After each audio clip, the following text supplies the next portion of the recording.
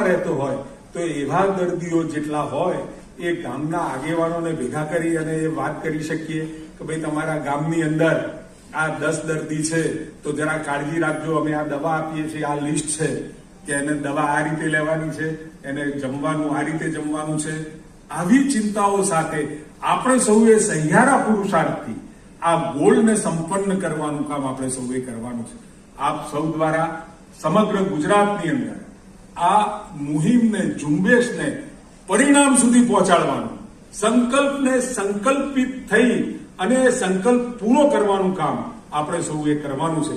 ત્યારે આ કાર્યક્રમ એ કેવળ કાર્યક્રમ નહીં, પરંતુ હૃદયમાં પડેલી ઉર્મિઓને સાકાર કરવાનું કામ, માનવીય સંવેદનાઓને સાથે રાખીને કરવાનું કામ આપણે સૌએ કરવાનું છે. ત્યારે આપ સૌને આવતા સમયમાં આ સફળતા મળે, વિભાગને મળે અને ગુજરાતને મળે એવા આશયથી હું મારી